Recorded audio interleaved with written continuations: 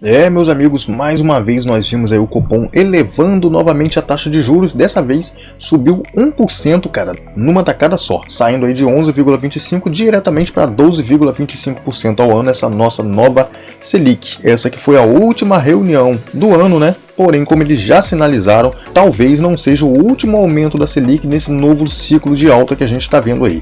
E com a Selic subindo, o que é que deve acontecer, né, que a gente já está vendo que vai continuar acontecendo, na minha opinião, é a queda dos fundos imobiliários, continuando em queda, na verdade, né? E também de algumas ações, porque geralmente quando a Selic começa a subir, os investimentos, né, de renda fixa acabam rendendo um pouco mais, o que faz com que muitos investidores, principalmente a galera que está chegando agora, tá, de 3, 4 anos para cá, eu sou dessa turma que está chegando agora, porém eu tenho um outro entendimento, ao invés desse entendimento de manada, de quando a renda fixa acaba pagando muito, você tem que vender tudo e pular para a renda fixa, o que acaba fazendo muita gente perder dinheiro aí na bolsa de valores. Então, sem muita delonga e sem enrolação, vamos falar um pouquinho aí sobre o que está acontecendo aí com os nossos investimentos na Bolsa de Valores. Deixa aí nos comentários como é que está a sua carteira, se você está no positivo, se você está no negativo, como é que está a parte de composição também da sua carteira, se você tem muita renda fixa e está aproveitando dessa boa rentabilidade, ou se você é focado em renda passiva, fundos imobiliários, ações, se tem investimento no exterior. Diz aí pra gente aí como é que está a situação da sua carteira aí nos investimentos. Vamos fazer um bate-papo bem bacana aí.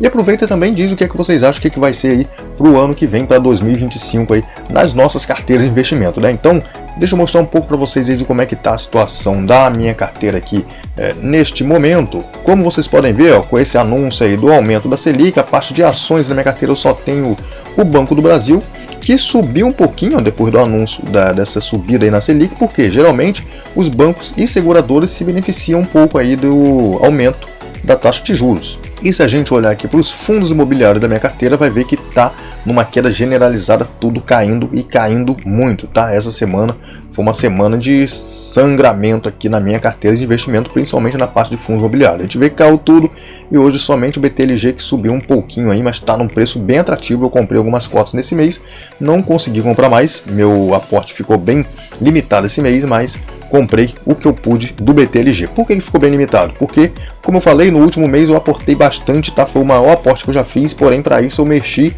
muito na minha reserva. Então eu quero focar um pouco mais em refazer a minha reserva de emergência e vou dar uma segurada aqui nos aportes, mesmo estando nesse momento aí de grande oportunidade, na minha visão, que é grande oportunidade, né? Então, vamos conversar um pouquinho aí sobre essa taxa de juros, vamos ver como é que vai ficar aí a nossa carteira de investimentos aí para 2025, a gente vai conversar um pouco e entender o que está acontecendo, e eu vou falar com vocês, compartilhar aqui quais vão ser os próximos passos aí para o ano que vem na minha carteira de investimentos. Bom, há muito tempo, já desde quando eu comecei a investir, cara, a gente ouve muito falar em Selic, tá? Quem investe tá sempre ouvindo falar em Selic, e a Selic é a taxa que representa os juros básicos aí da nossa economia brasileira. Então ela acaba influenciando muito nos nossos investimentos, principalmente para quem investe em renda variável, como fundos imobiliários e ações.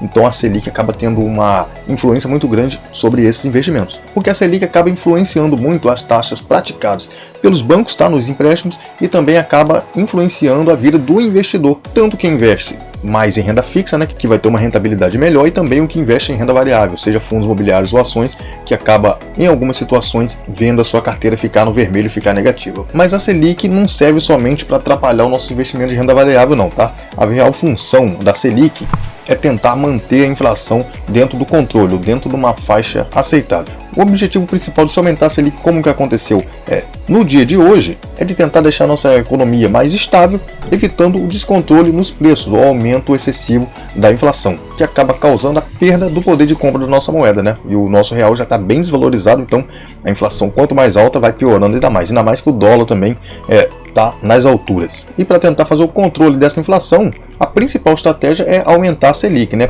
O que acaba influenciando na quantidade de dinheiro que circula na nossa economia. E fica fácil da gente entender, né? Porque quanto mais dinheiro está circulando, mais as pessoas acabam consumindo. E aumentando a demanda ou aumentando o consumo, né? Acaba que os produtos e serviços vão ficando mais caros, jogando a inflação ainda mais para cima. E quando a Selic acaba subindo, as taxas de juros acabam subindo, o dinheiro vai sumindo de circulação, tá? E acaba trazendo o consumo para baixo ou reduzindo o consumo, fazendo as pessoas consumirem menos, o que acaba levando a inflação para o patamar desejado. Daí dá para a gente entender que a Selic é a principal ferramenta que o Banco Central tem para controlar esse consumo, para controlar esse dinheiro em circulação, tá? Para reduzir esses recursos aí em circulação. O aumento da Selic acaba desestimulando o consumo, que ajuda a controlar os preços. Os principais impactos da Selic são nos empréstimos e financiamento, tá? Ou na parte de créditos, vamos dizer assim, né? E também no consumo, que acaba diminuindo o nível de consumo.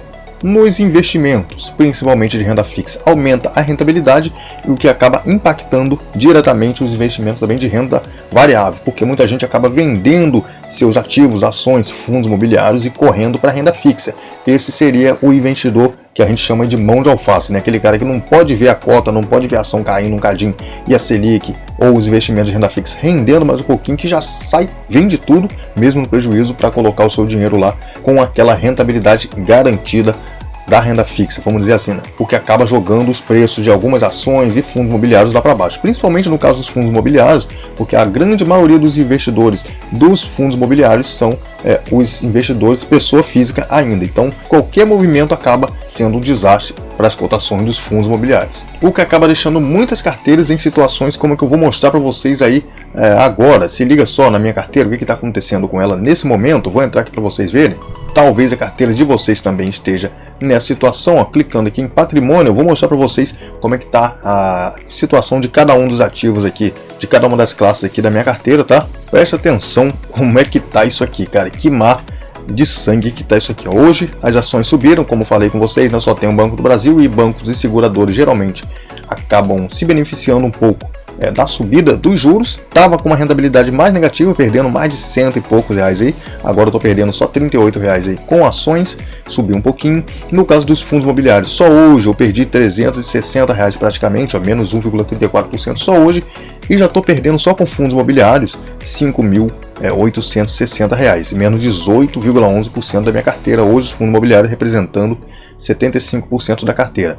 No caso dos ETFs, aqui tá caindo um pouquinho, né? Mas pouca coisa. Comecei a investir neles em pouco tempo, então tenho bem pouquinho investido, quase nada, então nem conta. A parte de renda fixa aqui, que é uma LCI que eu coloquei na carteira só de curtição mesmo, né? Tá me rendendo uma coisinha bem bacana, tá com uma rentabilidade já de quase 1%. E na parte aqui de Fiagro, tô perdendo já R$1.000 aqui com FGAA, porém o dividendo continua no mesmo patamar e a cotação acabou caindo demais. Só hoje caiu aí 12%, porém no total estou perdendo aí quase 19% do que eu investi no FGA11, perdendo um pouquinho mais de R$1.000. Então isso daqui acaba que está ficando normal nas carteiras de investimentos hoje, tá?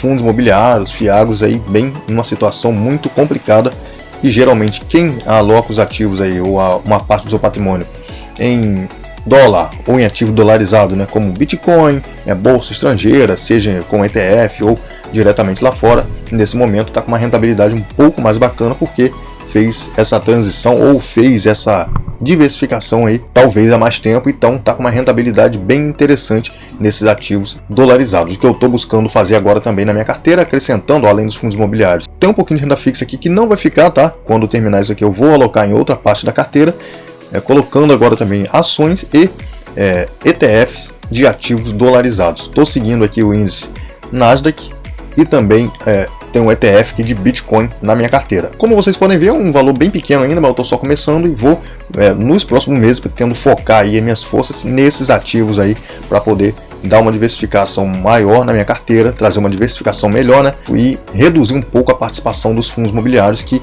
nesse momento está me fazendo apanhar bastante. E como eu não estou vivendo de renda e não preciso dessa renda dos fundos imobiliários no momento, vamos dizer assim, para nada, né? Somente para fortalecer meu aporte, faz mais sentido eu ter esses ativos como ações e ativos no exterior, que podem trazer uma rentabilidade ou uma valorização aí na minha carteira, me fazendo ganhar um pouco mais de dinheiro, alcançando mais rápido a minha meta. Então estou focado principalmente em aumentar minhas posições nesses ativos para agora, e depois eu volto normalmente focando aí nos fundos imobiliários, buscando a renda passiva para aposentadoria. Bom, então diz aí para mim o que é que você está fazendo na sua carteira de investimentos com essa alta da Selic, se você está continuando investindo em fundos imobiliários ou ações, ou se você está focando aí em outras classes de ativo para fazer uma diversificação maior e trazer uma rentabilidade melhor para sua carteira. Vamos lá, vamos fazer aquele bate-papo bem bacana aí nos comentários. Espero que vocês tenham gostado do vídeo. O vídeo vai ficando por aqui.